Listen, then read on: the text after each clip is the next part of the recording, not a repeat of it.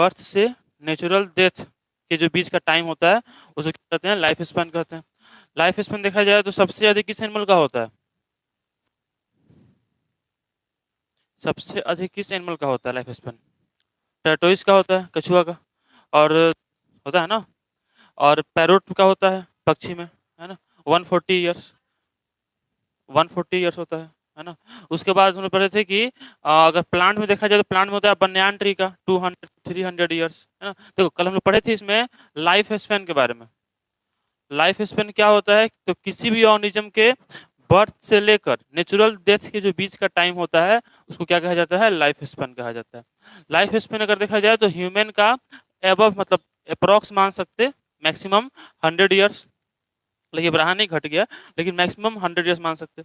उसने अगर देखा जाए तो टर्टोइस जो होता है, कछुआ, कछुआ इसे कितना होता है, इसका होता है 150 to 300 ईयर्स, है ना। उसके जब पैरोट, तोता, इसका कितना होता है, इसका होता है 140 ईयर्स,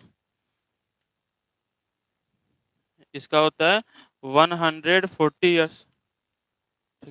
और अगर देखा जाए मान लो कि बन्यान ट्री, ट्री में देखा जाए बन्यान ट्री, तो बन्यान ट्री का कितना होता है, 200 से 300। पीपल ट्री, पीपल ट्री का कितना हो जाएगा, पीपल ट्री का हो जाएगा 2000 to 2000 से 3000। और अगर देखा जाए तो banyan tree, peepal tree, red wood tree, तो रेड वुड ट्री का कितना हो जाएगा, 3000 से 4000। और इसमें किसका लिखे हुए थे, हाँ, लैरिया ट्राइडेंटाटा, लैरिया ट्राइडेंटाटा कितना था इसका, 11,330 ईयर्स। और बोलते कि सबसे ज्यादा इसी का होता है, लैरिया ट्राइडेंटाटा का। तो human, tortoise, parrot, banyan tree, peepal tree, redwood tree, Larrea, इनका सबसे ज्यादा होता है लाइफ स्पैन, है ना। हालांकि ह्यूमन का तो नहीं होता सबसे ज्यादा, मतलब इनमें टर्टोइस में, एनिमल में सबसे अधिक किसका होता है, टर्टोइस का। पक्षी में सबसे अधिक किसका होता है, पैरोट का। और प्लांट्स में सबसे अधिक होता है पीपल ट्री या रेडवुड ट्री बोल सकते, और लेटेनेरा। ये इंडिया में नहीं पाया जाता है, तो ये कहाँ पाया जाता है, कैलिफोर्निया में पाया जाता है। कहाँ पाया जाता है, कैलिफोर्निया में। तो हर एक ऑर्गेनिज्म का एक लाइफ स्पेन है, मतलब एक समय के बाद वो मर जाता है। कोई भी ऑर्गेनिज्म जो है वो इमोर्टल नहीं है, मतलब अमर नहीं है। अब कोई भी जीव अमर नहीं है, मतलब सबका लाइफ स्पेन है। तो इस तरह हम कह सकते हैं कि अगर धरती पर लाइफ को बचा कर रखना है तो क्या करवाना पड़ेगा, रिप्रोडक्शन करवाना पड़ेगा। पूछेगा कि रिप्रोडक्शन क्यों जरूरी है, हमारे क्वेश्चन आ जाता है वाई रिप्रोडक्शन एसेंशियल, रिप्रोडक्शन क्यों आवश्यक है। तो आंसर क्या होगा कि धरती पर जीवन बचा रहे, है ना, इसलिए रिप्रोडक्शन जो है एसेंशियल है। रिप्रोडक्शन क्या होता है, एक ऐसा प्रोसेस होता है जिसमें कोई ऑर्गेनिज्म अपने जैसा यंग वंश, अपने जैसा संतान उत्पन्न करता है, उसी को क्या कहा जाता है, रिप्रोडक्शन कहा जाता है। ठीक है ना। तो ये कल हो गया था, कल लिख लिए थे। अगर छूटा हुआ है तो वीडियो होगा उसका, देख लेना उसको। लिख ऐसे ना है रिप्रोडक्शन, हाँ, नहीं, यहीं से स्टार्ट हुआ है, सेकंड चैप्टर से स्टार्ट हुआ। कल 5 मिनट हुआ था ये चैप्टर, उसके पहले बेसिक चल रहा था। ठीक है ना, कल 5 मिनट हुआ था ये चैप्टर और आज से स्टार्ट हो। कल बस इतना ही बताया था चैप्टर में, लाइफ स्पैन क्या होता है और ये सब। तो उसका 3-4 वीडियो होगा, जिसमें बेसिक वाला भी वीडियो है, तो उसको एक बार देख लेना है।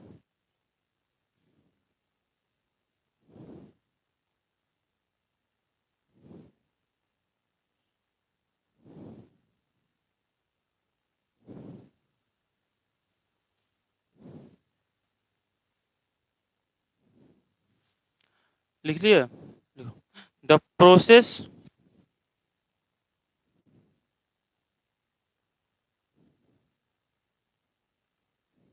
ऐसे लिखना, तो बायोलॉजिकल प्रोसेस, बायोलॉजिकल प्रोसेस कर लो।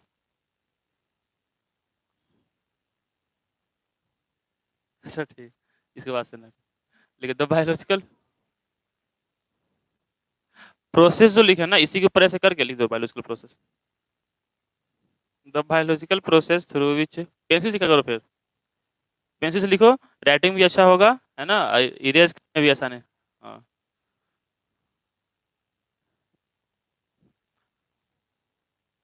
हाँ, हाँ, the biological process through which any organism, अभी शुरू में हम लिखेंगे बोर्ड पर ही, ताकि तुम थोड़ा सा वर्ड मीनिंग सही हो जाए, उसके बाद हम बोलना शुरू करेंगे, बोल के लिखवाएंगे। तो तुम वर्ड मीनिंग में भी दिक्कत होगा तुम लोग को, इसलिए बोर्ड पे लिखते हैं। The biological process through which any organism produces young ones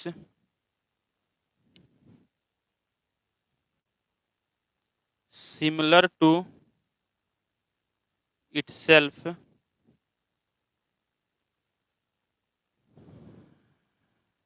is called reproduction.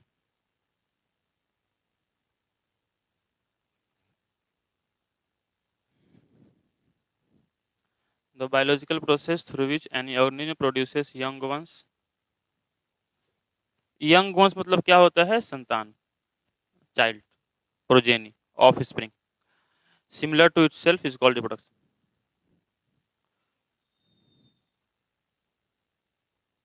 कोई दिक्कत नहीं, इतना भी लिखोगे नंबर मिल जाएगा। 11th में इसको नहीं पढ़ना था, इसके इसके इसके पहले पढ़े होगे 10th क्लास में, है ना? 10th क्लास में पढ़ा था रिप्रोडक्शन, फिर 11th नहीं पढ़ना था, कहीं नहीं है। 11th में है ही नहीं रिप्रोडक्शन। अगर कोई लिखवाया होगा ना तो अपने मन से लिखवा दिया होगा, किताब में नहीं पढ़ना है। रिप्रोडक्शन 10th में पढ़ना है, फिर सीधा 12th में पढ़ना है। रिप्रोडक्शन इज रिप्रोडक्शन क्यों जरूरी है? तो रिप्रोडक्शन इज एसेंशियल। देखो जो भी वर्ड मीनिंग में दिक्कत है उसको पूछ लेना है, ठीक है ना? वर्ड मीनिंग में अभी अगर शुरू में दिक्कत समझ में नहीं आएगा तो बाद में और दिक्कत हो जाएगा, क्योंकि बाद में फास्ट कर देंगे लेंगे बोल के लिखवाने तो और दिक्कत होगा। इसलिए भी लिख के लिखवाएंगे। जो भी वर्ड मीनिंग में लगता है कि नहीं समझ में आ रहा है उसको पूछना है, उसको बताएंगे बढ़िया से क्या होता है। इसकी एसेंशियल मतलब क्या होता है? जरूरी, है ना? तो जो भी वर्ड में दिक्कत है उसको याद करना है। एसेंशियल टू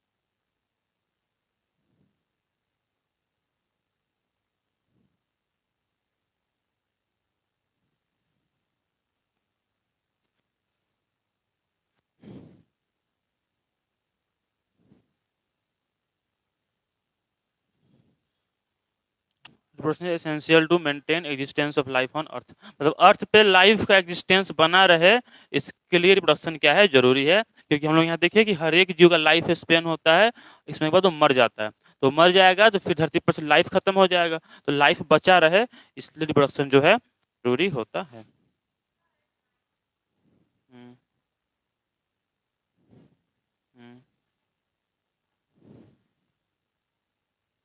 हम्म, नहीं है। अच्छा बता दो क्यों चला गया? वो धरती पर से क्यों गायब हो गया?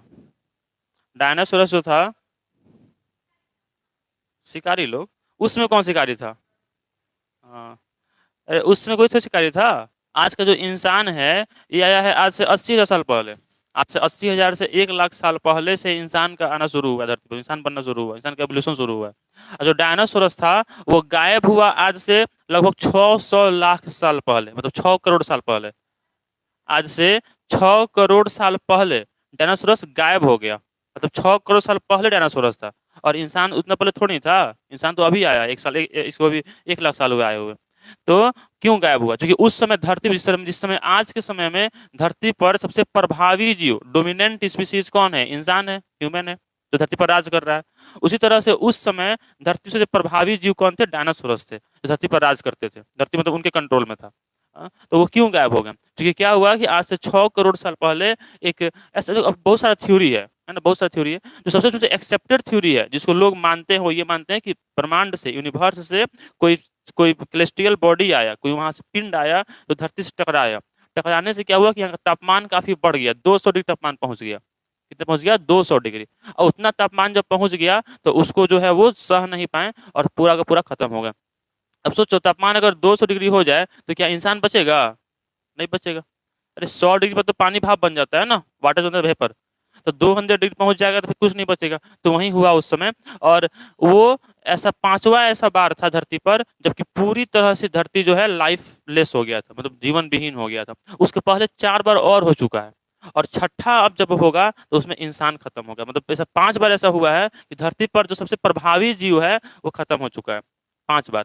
पांचवा जो बार था वो था डायनासोरस का। छठा जब आएगा तो उसमें इंसान खत्म होगा। अब या तो प्राकृतिक रूप से आए या फिर इंसान खुद के द्वारा करे, जैसे कि जो बम बनाया गया है। कैसे? ये हाँ, क्योंकि क्या होता है ना कि फॉसिल मिलता है, जीवाश्म, जो भी जीव मर जाते हैं उनका जो स्केलेटन है, जो बॉडी का कंकाल तंत्र है, वो मिलता है। उससे मालूम चलता है कि इस तरह का जीव कोई रहा होगा। कार्बन डेटिंग प्रक्रिया होता है, उसमें मालूम चल जाता है कि वो कितना करोड़ साल पहले रहा होगा। तो उस तरह मतलब कंकाल मिलता है ना, धरती के अंदर क्या मिलता है? कंकाल मिलता है, स्केलेटन मिलता है। उसमें मालूम चलता है कि इस रूपरेखा का कोई जीव रहा होगा। और उसमें जब कार्बन डेटिंग करेंगे तो मालूम चल गया कि वो कितना करोड़ साल पहले था, मालूम चलो 6 करोड़ साल पहले था। इस तरह से मालूम चलता है। ठीक है, तो डायनासोरस जो था वो बहुत पहले था, आज से 6 करोड़ साल पहले खत्म हो गया था, और अभी उसका कुछ नहीं है। हड्डी रह जाता है ना, बोन जो है हमारा बॉडी का, ये कभी भी नहीं खत्म होता है। जैसे कोई, अरे अब 200 डिग्री हो जाएगा तो क्या 1 बाई 1 करके मरेगा? हाँ? अब तो मान लो कि कपड़ा रखो एक सूखने के लिए धूप में, अच्छा है 10 रखो, तो क्या होगा? मतलब एक जल्दी सूखेगा, 10 सूखने में लेट लगेगा? नहीं ना। तो 2 के पास सभी सभी साथ मरेगा ना, इससे सब साथ मर गया। चलो, क्या पढ़ रहे थे? तो यहाँ बताए थे हम कि रिप्रोडक्शन जो होता है वो बायोलॉजिकल प्रोसेस है जिसमें कोई ऑर्गेनिज्म अपने से लैंग्वेज प्रोड्यूस करता है। रिप्रोडक्शन क्यों जरूरी है? ताकि धरती पर लाइफ बचा रहे, इसके लिए जो है रिप्रोडक्शन जरूरी है। अब बात करते हैं टाइप्स ऑफ रिप्रोडक्शन। बताओ तो कितने टाइप का होता है रिप्रोडक्शन? असेक्सुअल रिप्रोडक्शन और होता है sexual reproduction. Type of reproduction तो ये होता है 2 टाइप का। एक को बोलते हैं असेक्सुअल रिप्रोडक्शन,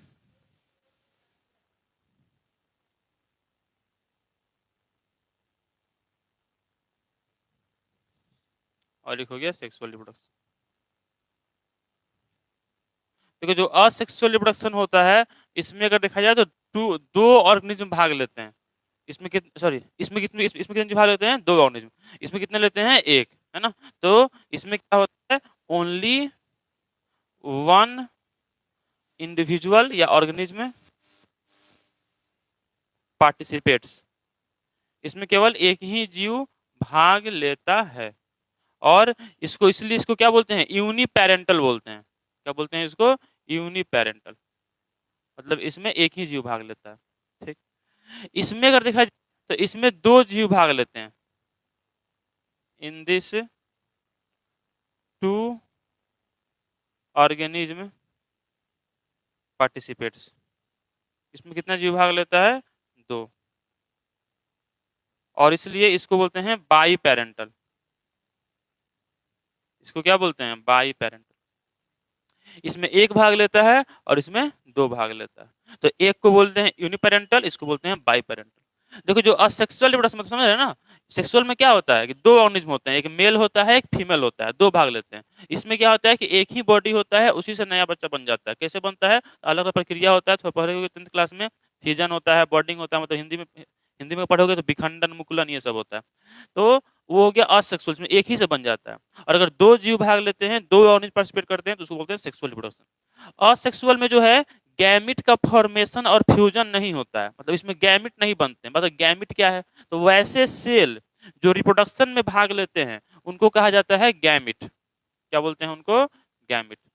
2 टाइप का होता है गैमिट, एक होता है मेल गैमिट, एक होता है फीमेल गैमिट। मेल गैमिट कहा जाता है स्पर्म को, शुक्राणु को, और फीमेल गैमिट कहा जाता है एग को, अंडाणु को। तो गैमिट क्या होता है? Those cells those cells which participates in reproduction.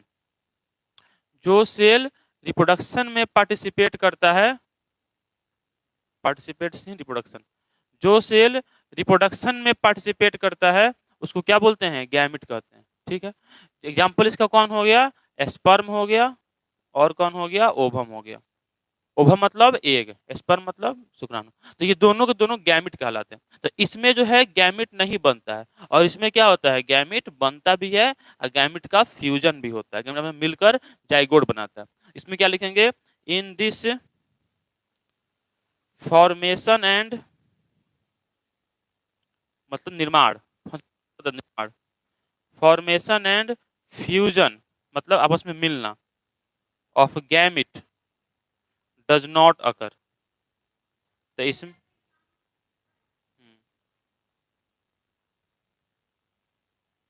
तो इस तो इसमें जो है गैमिट का फॉर्मेशन और फ्यूजन नहीं होता है, जबकि इसमें क्या होता है, गैमिट फॉर्म्स या गैमिट फॉर्मेशन, ये 2020 में पूछा हुआ था 2 मार्क्स में। Gamete formation and fusion occurs, ठीक। और देखो, तो ये हुआ दो डिफरेंस। एक और देखा जाए लास्ट, ध्यान से, सबसे इंपॉर्टेंट ये लास्ट वाला, असेक्सुअल रिप्रोडक्शन में जो भी ऑर्गेनिज्म प्रोड्यूस होंगे वो पूरी तरह से, सुन लो बड़े ध्यान से, असेक्सुअल रिप्रोडक्शन में जो भी ऑर्गेनिज्म प्रोड्यूस होंगे वो पूरी तरह से आपस में भी समान होंगे और अपने पेरेंट के भी समान होंगे, मतलब जिससे वो बनेंगे एकदम उसी तरह से दिखेंगे, किसमें, असेक्सुअल में। और उनको क्या कहा जाता है, पर सुन लो, लिखने को बोलेंगे तो लिखना, सुनो। इसमें जो ऑर्गेनिज्म प्रोड्यूस होंगे वो पूरी तरह से आपस में भी समान होंगे और साथ में वो अपने पेरेंट के भी समान होंगे, और उनको क्या कहा जाता है, क्लोन कहा जाता है। क्या कहा जाता है उनको, क्लोन। जबकि जो ऑर्गेनिज्म सेक्सुअल रिप्रोडक्शन से बनेगा यह वेरिएशन शो करेगा, मतलब मान लो जो, अब देखो धरती पर लगभग 8 अरब अभी इंसान है, 8 अरब है ना, 8 बिलियन। अब 8 बिलियन इंसान है, उसमें से क्या कोई भी दो इंसान सेम दिखता है, नहीं दिखता है ना। अरे ठीक है, वो कहने वाली बात है, कहीं मिला है ऐसा एक इंसान से 7 इंसान है, तुम देखिए कभी अपने से इंसान कोई 6 आदमी नहीं देखी ना। अच्छा ठीक, देखो थोड़ा बहुत मिल सकता है लेकिन ऐसा नहीं कि 100% मिल जाएगा, 100% कभी नहीं मिलेगा, हाँ। हाँ, जुड़वा को छोड़कर। अब देखो जुड़वा भी होते हैं 2 टाइप के, जुड़वा जो लोग होते हैं, ट्विंस बोलते हैं ना जुड़वा को, जुड़वा क्या बोलते हैं, ट्विंस। तो ट्विंस होते हैं 2 टाइप के, एक होता है मोनोजाइगोटिक ट्विन, एक होता है डाइजाइगोटिक ट्विन। वो इसका एक्सेप्शन है, अपवाद है, समझते हैं अपवाद, नहीं समझते। देखो जितना भी सेल होता है, सुनो अपवाद के समझे पहले, जितना भी सेल होता है हमें पता है कि सेल के अंदर क्या होता है, न्यूक्लियस होता है ना, लेकिन आरबीसी भी एक सेल है, उसके अंदर न्यूक्लियस नहीं होता है, तो वो क्या हुआ, एक्सेप्शन हुआ, अपवाद हुआ, मतलब जो चीज नॉर्मल से हट के हो, है ना, जो इस नियम को नहीं मानता हो। जैसे कि जितने भी पेड़ हैं, प्लांट्स, उन सबकी जो जड़ें हैं वो धरती के अंदर बढ़ती हैं, लेकिन जो मैंग्रोव प्लांट होता है उसकी जो जड़ है वो धरती के ऊपर बढ़ती है, तो ये क्या हुआ, अपवाद हुआ, एक्सेप्शन हुआ।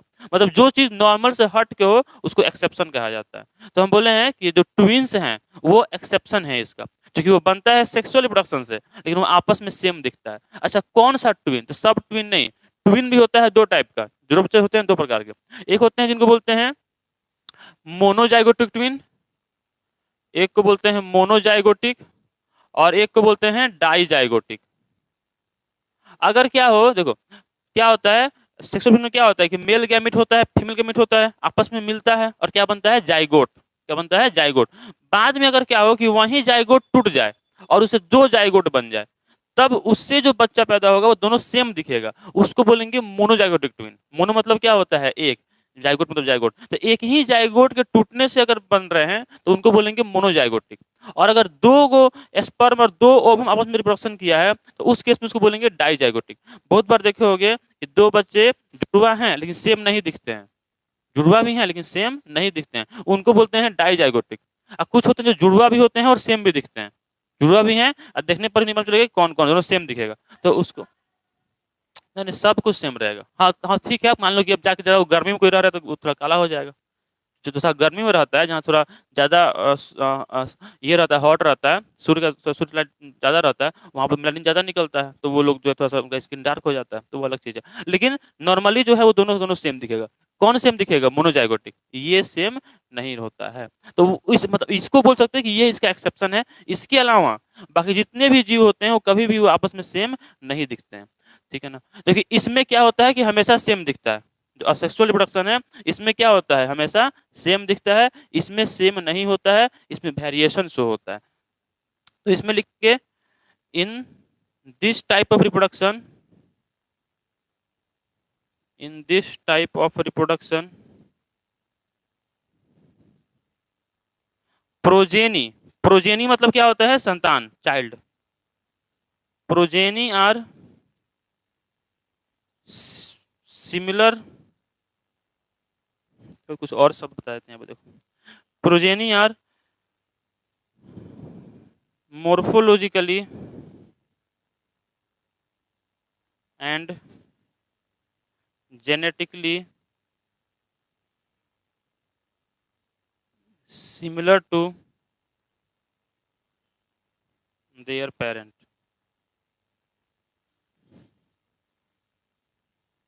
and they are called clone. उनको क्लोन कहा जाता है, ठीक। जबकि इसमें क्या होता है, प्रोजेनीज मतलब संतान, सो variation, progeny show variation from there parent. Progeny जो है अपने संतान से, प्रोजेनी जो है अपने पेरेंट से वेरिएशन शो करता है, विभिन्नता शो करता है। मतलब मान लो ऐसे देखिए, कोई भी इंसान हो, उसको जो बच्चा हो एकदम उसी की तरह दिखता हो, नहीं होता है ना, होता है ऐसा? यहाँ देखो, क्या कोई भी चाइल्ड अपने फादर या मदर की तरह दिखता है कंप्लीटली? नहीं दिखता, थोड़ा बहुत दिख सकता है, कंप्लीटली नहीं दिखता है, क्योंकि थोड़ा बहुत वेरिएशन उसमें आ ही जाता है। तो ये 3 डिफरेंस है, इसको याद करना है, 2 मार्क्स में आता है, एग्जाम में अगर आएगा तो इसको लिखना है।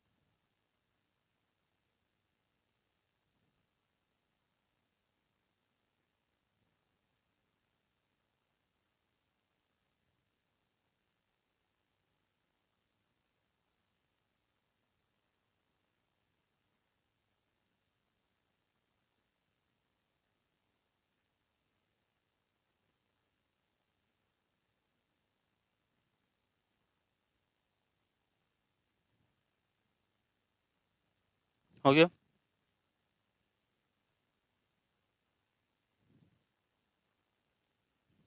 इसमें जो भी समझ नहीं है तो पूछना है।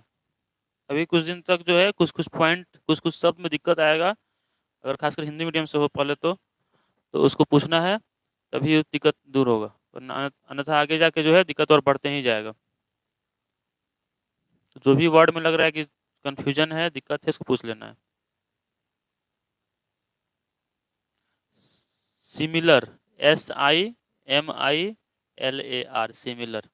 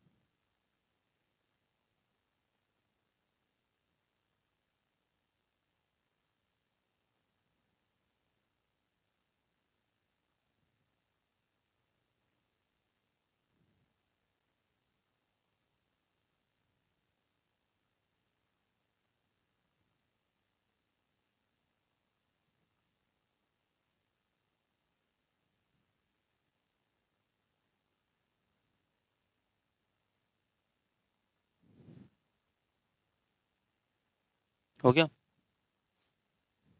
अच्छा, तो ये जो था कुछ बेसिक बात था। They are called clone, CLONE, clone, CLONE, clone. Clone मतलब होता है ऐसा प्रोजेनी, ऐसा संतान जो कि पूरी तरह से अपने पेरेंट की तरह दिख रहा है, तो उसको क्लोन कहा जाता है। जैसे कि मान लो कि ये मार्कर है, ठीक है। क्लोन एक सिमिलर टर्म है, मतलब एक बहुत ही मतलब सिंपल टर्म है, इंग्लिश का टर्म है। मान लो कि ये है, ठीक है, पेन है ये। इस सम ऐसा ही ऐसा एक और पेन बना जो सेम टू सेम ऐसा ही दिखे, देख कर नहीं पहचान पाए कि ये पेन है कि वो पेन, उसको क्या डिफरेंस है, तो उसको क्लोन बोलेंगे। मान लो कोई इंसान ही है, उसके जैसा एक और इंसान बना दिया जाए, हालांकि ये बनाना पॉसिबल है, लेकिन ये बनाना इलीगल है, मतलब इस पर रोक है।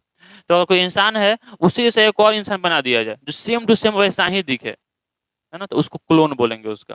तो ऐसा सेक्सुअल में नहीं होता है, लेकिन अगर आप चाहा जाए तो ऐसा किया जा सकता है। बहुत सारे एनिमल का जो है क्लोनिंग किया जाता है, ठीक है ना। इंसान का क्लोनिंग नहीं किया जाता है क्योंकि ये पूरे दुनिया में बैन है। अगर ऐसा होने लगे तो फिर क्या होगा, दिक्कत हो जाएगा ना। हाँ, ऐसा होता है, लेकिन ऐसा किया नहीं जाता है, ऐसा इलीगल है। अगर ऐसा होने लगे फिर दिक्कत हो जाएगा ना। फिर क्या होगा, मान लो कि कोई एक पर्सन है, उसको क्लोनिंग कर दो। हाँ, जैसे मान लो कोई एक पर्सन, मान लो कि अभी PM कौन है, नरेंद्र मोदी है, ठीक है ना। मान लो क्या हो कि उन्हीं का कोई क्लोनिंग कर दे, अब क्या हो, ऐसे वैसे 10 नरेंद्र मोदी खड़ा हो जाएंगे, दिक्कत हो जाएगा ना। इसलिए क्लोनिंग नहीं किया जाता। लेकिन असेक्सुअल रिप्रोडक्शन से जो भी ऑर्गेनिज्म प्रोड्यूस होते हैं, वो ऑलरेडी पूरी तरह से, मतलब मोर्फोलॉजिकली का मतलब क्या होता है कि रूपरेखा बाहर से तो देखने पर, और जेनेटिकली मतलब क्या हो गया, अंदर से। तो दोनों तरह से वो अपने पेरेंट के ही समान होते हैं, और उनको क्या कहा जाता है, क्लोन कहा जाता है। देखो, दो शब्द समझना, एक है मोर्फोलॉजी, एक होता है एनाटोमी, ठीक है ना। मोर्फोलॉजी मतलब होता है एक्सटर्नल अपीयरेंस, हाँ, बाहरी रूपरेखा। और एनाटोमी मतलब होता है इंटरनल स्ट्रक्चर। जैसे मान लो अगर हम बात करें, जेनेटिकली मतलब तो हो गया जीन का स्ट्रक्चर, ठीक है ना। जेनेटिकली मतलब हो गया कि जीन का स्ट्रक्चर, क्रोमोसोम, ये सब। तो अगर मान लो कि हम बात करें प्लांट में, प्लांट के अगर मोर्फोलॉजी का बात करें, तो प्लांट के मोर्फोलॉजी में क्या क्या आ जाएगा, रूट आ गया, उसका स्टेम आ गया, लीफ आ गया, ये सब उसका मोर्फोलॉजी हो गया। अब प्लांट में अगर एनाटोमी का बात करें, तो उसमें कौन आ जाएगा, जाइलम हो गया, फ्लोएम हो गया, जो कि प्लांट के अंदर होता है, इसका काम होता है वाटर को और फूड को ट्रांसपोर्ट करना, तो उसका एनाटोमी हो गया। तो मोर्फोलॉजी होता है एक्सटर्नल अपीयरेंस, एनाटोमी होता है इंटरनल स्ट्रक्चर। तो इसमें अगर दोनों सेम है, तो उसी को बोला जाता है क्लोन।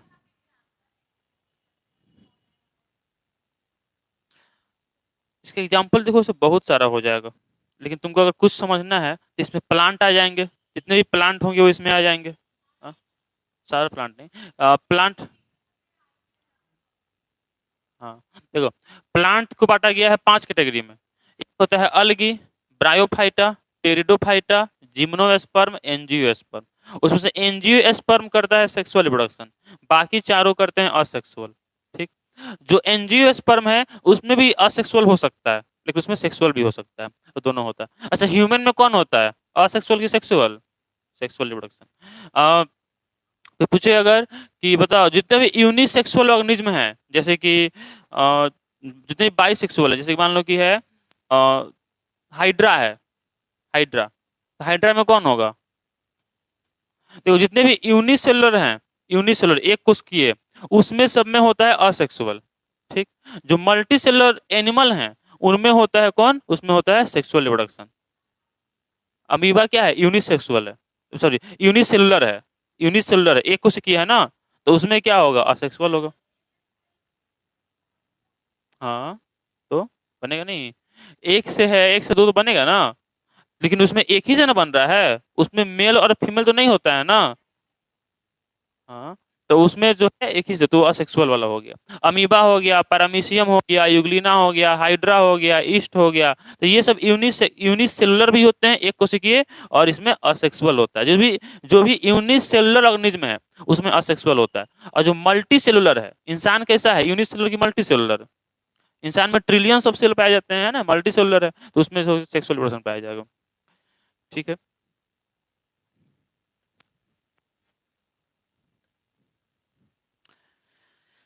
तो ये जो था बेसिक बात था रिप्रोडक्शन के बारे में, क्योंकि हम लोग चैप्टर, जो चैप्टर का नाम ही है फ्लावरिंग प्लांट में रिप्रोडक्शन, तो उसके बारे में थोड़ा सा बताएं। अब एक्चुअल चैप्टर जो है अब स्टार्ट होगा, तो एक्चुअल चैप्टर जो है इसमें हम लोग को पढ़ना है फ्लावर के बारे में। हम शुरू में देखो चैप्टर का अगर नाम देखो, नाम क्या चलो बताओ। हाँ, sexual reproduction in flowering plant. अब बात है फ्लावरिंग प्लांट क्यों लिखा है, क्योंकि प्लांट हम अभी बोले हम 5 टाइप के होते हैं। जो 5 टाइप के प्लांट होते हैं उसमें से एक ही टाइप ऐसा है जो फ्लावर प्रोड्यूस करता है, बाकी चारों फ्लावर प्रोड्यूस नहीं करता है। तो जो फ्लावर प्रोड्यूस करता है उसी को बोलते हैं फ्लावरिंग प्लांट, और उसको बोलते हैं एंजियोस्पर्म। क्या बोलते हैं उसको, एंजियोस्पर्म। तो उसको हम लिखवा देते हैं पहले। तो अभी बोले कि टाइप ऑफ, या टाइप बोल दो, या फिर प्लांट किंगडम लिख देते हैं। प्लांट किंगडम जो होते हैं, प्लांट किंगडम, देखो 5 किंगडम है ना, पढ़े थे इसको, पढ़े होगे 9th क्लास में भी पढ़े होगे, और फिर पढ़े होगे इसको 11th क्लास में भी। हाँ, तो प्लांट किंगडम जो है, इसमें कितने क्लासिफिकेशन किया गया है, 5 कैटेगरी होता है इसमें। कौन कौन होता है, एक होता है अलगी, एक कौन होता है अलगी, दूसरा कौन होता है ब्रायोफाइटा, दूसरा कौन होता है ब्रायोफाइटा, तीसरा कौन होता है टेरिडोफाइटा, होता है ना टेरिडोफाइटा, फोर्थ होता है जिम्नोस्पर्म, और लास्ट होता है एंजियोस्पर्म। या एंजियोस्पर्म को ही क्या कहा जाता है, इसी को कहा जाता है फ्लावरिंग प्लांट। तो हम लोग को इस चैप्टर में इसी के बारे में पढ़ना है, एंजियोस्पर्म के बारे में। तो चैप्टर का नाम है ना सेक्सुअल फ्लावरिंग प्लांट। तो फ्लावरिंग प्लांट कौन होता है, एंजियोस्पर्म। बाकी चारों जो है ये फ्लावर प्रोड्यूस नहीं करते हैं, केवल ये फ्लावर प्रोड्यूस करता है, इसलिए इसको फ्लावरिंग प्लांट कहा जाता है। क्लियर, ठीक है ना। तो हम लोग केवल इसी के बारे में पढ़ना है, इसको लिख लेना है, याद रहेगा कि प्लांट किंगडम को 5 कैटेगरी में बांटा गया है। अलगी, ब्रायोफाइटा, टेरिडोफाइटा, जिम्नोस्पर्म, एंजियोस्पर्म।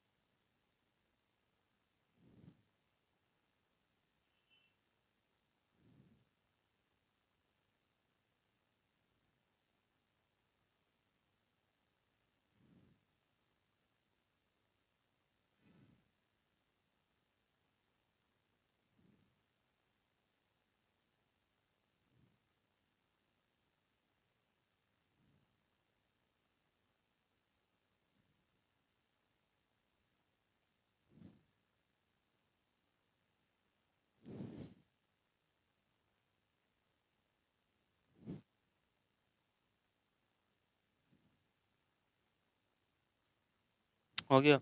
तो हम लोग को पढ़ना है किसके बारे में, फ्लावरिंग प्लांट के बारे में। चैप्टर का नाम ही था sexual reproduction in flowering plant.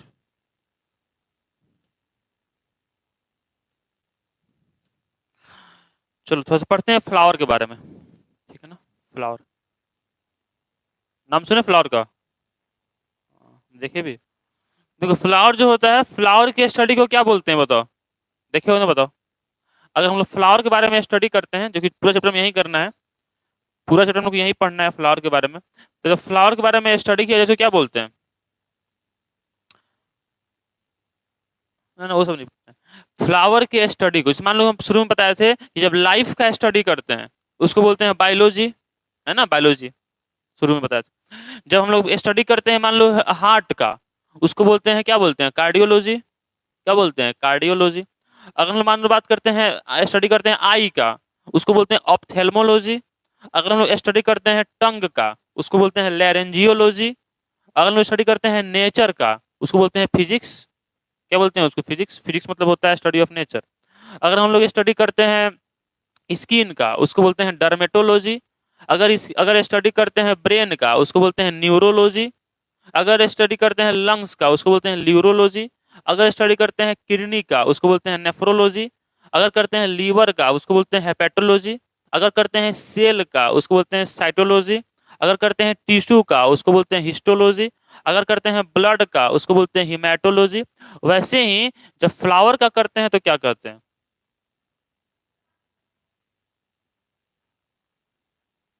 लिखवा देंगे कभी। हाँ, फाइकोलॉजी, स्टडी ऑफ अलगी।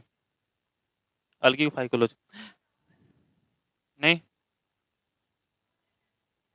फिकोलॉजी क्या होता है, कुछ नहीं। फिकोलॉजी नहीं, कुछ और लिखा हुआ होगा, कुछ और लिखा हुआ होगा। फिकोलॉजी नहीं होगा, स्पेलिंग देख के हम बताएंगे, ठीक है। हाँ, स्पेलिंग। देखो, लॉजी मतलब क्या होता है। हाँ, ध्यान करना, देखो जैसे यही समझ लो, बायोलॉजी अगर फर्स्ट क्लास देखे होते तो क्वेश्चन नहीं पूछते, तो एक काम करना है, जाकर पिछला जो 7 वीडियो छूट चुका है, इससे पहले 7 क्लास हुआ है, 7 क्लास में केवल बेसिक हुआ है, उसको पढ़ना है।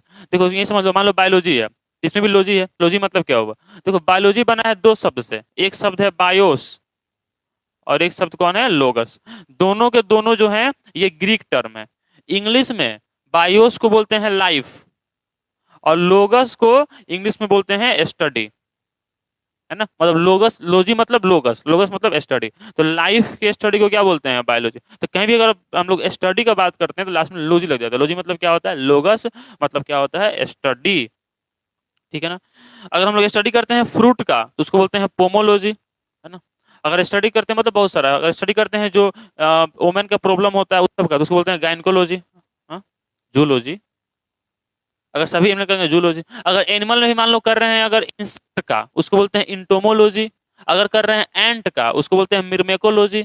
अगर कर रहे हैं बर्ड का उसको बोलते हैं ऑर्निथोलॉजी। तो इस तरह से होता है। उसी में बताओ कि फ्लावर का स्टडी क्या कहलाता है, बताओ, इतना बता दिए कि एक तुम बता दो, इतना। नहीं, एंथोलॉजी। फ्लावर का स्टडी कहलाता है anthology. Study of flower is called anthology, ठीक। देखो, कोई पूछे विच इज स्मॉलेस्ट फ्लावर, सबसे छोटा फूल कौन सा होता है, पुष्प। सबसे छोटा पुष्प, स्मॉलेस्ट फ्लावर। स्मॉलेस्ट फ्लावर होता है ओल्फिया। कौन होता है, ओल्फिया। ओल्फिया का जो डायमीटर होता है वो कुछ माइक्रोमीटर का होता है, मतलब बहुत छोटा होता है। कोई, हाँ, कोई पूछे विच इज टॉलेस्ट फ्लावर, सबसे लंबा फ्लावर कौन सा है, सबसे लंबा फ्लावर, अमोर्फोफैलस।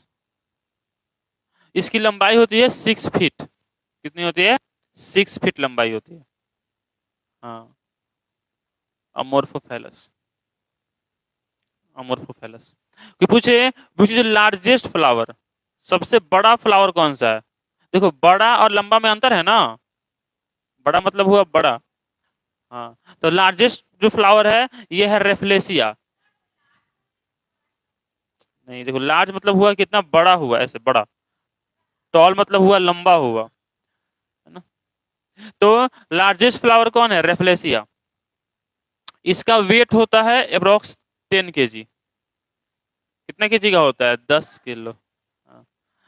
तो लार्जेस्ट, अच्छा दिखा देते हैं, लिख लो तो उसके आगे पूछे। देखो, फ्लावर अगर देखा जाए, फ्लावर कैसा रहता है, बड रहता है। फ्लावर कैसा रहता है, बड रहता है ना। अरे, जब फ्लावर आता है प्लांट पे तो क्या सीधे फ्लावर आ जाता है? नहीं, पहले कली आता है, बड। बाद में वो बड ओपन होता है और खिलता है और फूल बनता है। तो वो जो बड के जो खिलने की क्रिया है उसको बोलते हैं anthesis, opening of bud. Opening of bud का मतलब क्या हुआ कि कली का खिलना, क्या कहलाता है, एंथेसिस कहलाता है। अच्छा, बहुत जगह क्या होता है, फूल का खेती होता है, फ्लावर का खेती होता है ना। किस क्यों होता है बताओ? लोग फ्लावर खेती क्यों करता है? डेकोरेशन में काम आता है, और पूजा पाठ में काम आता है, और दवा बनता है ना। बहुत सारा ऐसा फूल है, देखो हाँ, ये दोनों तो है ही, पूजा पाठ में काम आता है प्लस डेकोरेशन में काम आता है। थर्ड काम एक और सबसे इंपॉर्टेंट काम है कि दवा बनता है। जो मैरी गोल्ड होता है ना, गेंदा का फूल, ये बहुत सारे ऐसे फूल हैं जिसमें कि बहुत ही अच्छा मेडिसिनल प्रॉपर्टी होता है। जैसे जो गेंदा का फूल होता है उसका यूज होता है दवा बनाने में, अब बहुत अच्छा दवा बनता है उससे, जो कि जितना भी घाव वगैरह होता है, वाउंड वगैरह, या फिर कैंसर में भी उसका यूज होता है, उसके अर्क का दवा बनाने में। इसलिए भी फूल की खेती किया जाता है दवा बनाने के लिए। नहीं, ऐसा नहीं सुना होता है। फूल फूल कैसे खा ले? हाँ, फूल में देखो, फ्लावर में जो वो अर्क है ना, जो वो केमिकल है, वो केमिकल वहां से निकाल कर बनाया जाता है उसको, है ना। हालांकि खा लो की दिक्कत नहीं होगा, लेकिन अब मेडिसिन का नाम तुमको नहीं पता कौन सा नाम है, लेकिन बनता है, दवा बनता है उसका, है ना, इसलिए। ठीक। देखो यहाँ पे, तो अगर फूल का खेती हो रहा है, कल्टीवेशन ऑफ फ्लावर, तो उसको बोलते हैं फ्लोरिकल्चर। फ्लोरिकल्चर, लिखो पहले इतना, फिर दिखाते हैं फ्लावर।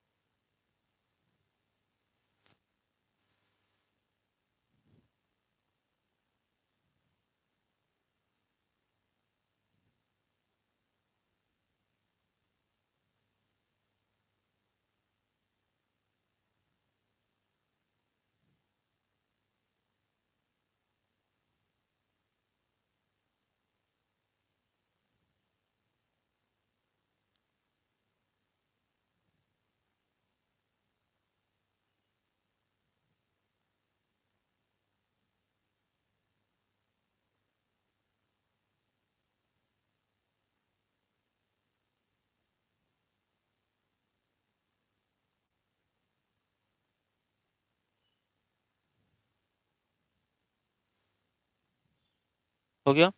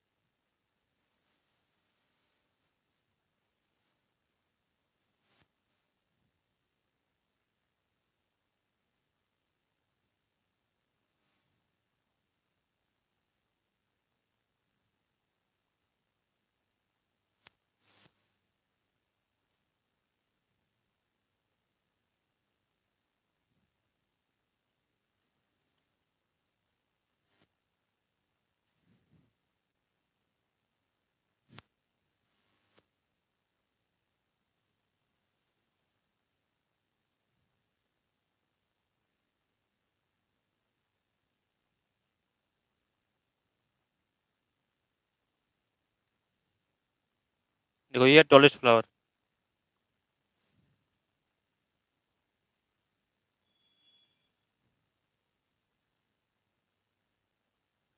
दिख रहा है? दिखा?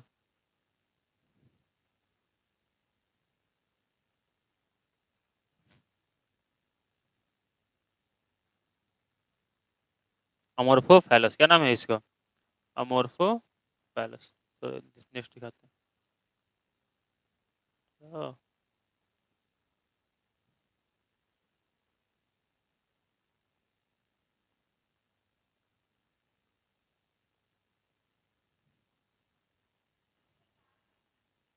हम्म। जो सबसे फेमस इसमें होता है उसको बोलते हैं अमोर्फोफैलस टाइटेनियम या टाइटेनस।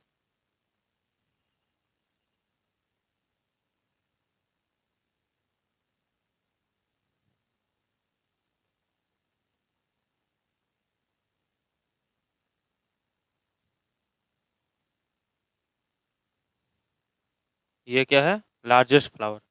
देखा?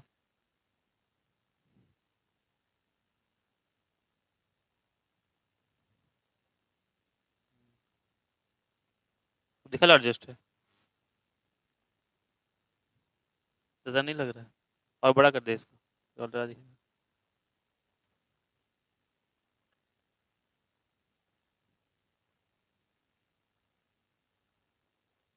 देखो, the largest flower in the world कौन होता है? रेफलेशिया। इसका वेट कितना होता है? अप्रोक्स 10 kg होता है। और क्या लिखे थे? वो 6 फीट का होता है ना? स्मॉलेस्ट फ्लावर भी लिखे थे।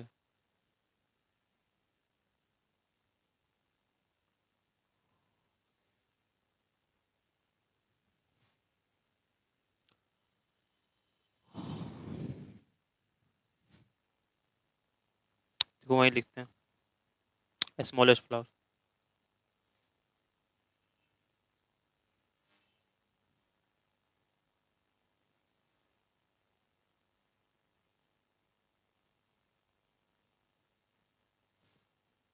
कौन है? ओल्फिया फ्लावर। स्मॉलेस्ट फ्लावर कौन होता है? ओल्फिया। देखो कितना छोटा छोटा।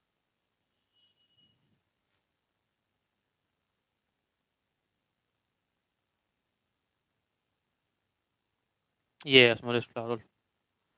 और कुछ लिखे थे ना? इसके अलावा और कुछ? ओपनिंग ऑफ फ्लावर है, और कुछ? और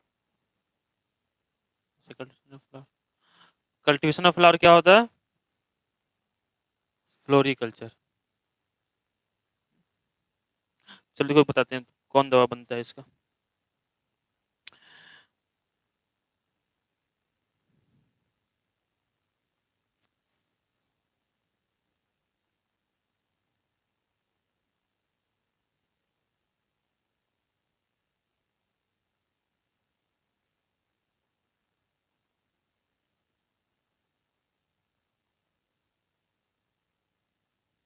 uses of flower in medicine. देखो, flower essence are a form of herbal medicine used in flower therapy. मतलब ये तो हो गया है कि मतलब उसका जो गंध है फ्लावर का, उसका भी यूज होता है।